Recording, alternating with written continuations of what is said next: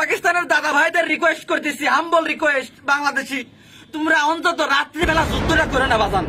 রাত্রেবেলা যুদ্ধটা বিরতি রাখো, দিনের বেলা তোমরা যা ইচ্ছা করো সমস্যা নেই, কিন্তু রাত্রেবেলা যুদ্ধটা বিরতি রাখতে হবে। কারণ কি, রাত্রেবেলা ঘুমাসার টাইম, এতদিন তো তোমরা ঘুমাইসে আইসে এই যুদ্ধ করে যাও, যুদ্ধের সময় মনে করো এই যুদ্ধ করতে যাও, ঘুমের ঘরে যদি ভুল করে একটা মিসাইল এরকম কষে চলে যায়, সরাসরি বাংলাদেশ এসে পড়বি, তাহলে পরে কি অবস্থা হবে আমার কত, আমার তখন টেনশন ফেলা দিলে আমি কেবল একটু ঘুমাই ফিরে যাবো। ওরা মাথা মধ্যে চান দিয়ে উঠে কেড়ে ওরা রাত্রিবেলা যুদ্ধ করে, যে ভারতের দাদা ওদের বিশেষ করে বলছি, তোমরা রাত্রেবেলা তো চুরি মানে চোর যেভাবে রাত্রে চুরি করতে আসে সেরকম করে রাত্রে হামলা করো।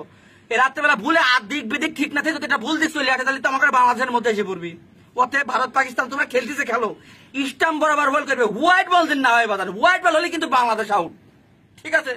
যাই হোক, রাত্রেবেলা যুদ্ধটা একটু বন্ধ দাও, দিনের বেলা কতবার টোয়াটুই করো সমস্যা নাই, শুধু রাত্রেবেলা মিস্টেকটা করো না বাজান। এই দিক নির্দেশনা ভুল হয়ে গেলে কিন্তু এটা অকা হয়ে যাবে বাংলাদেশের, ঠিক আছে। রিকোয়েস্ট, হাম্বল রিকোয়েস্ট, রাত্রেবেলা নো টোকাটুকি, অনলি ঘুম, যাও।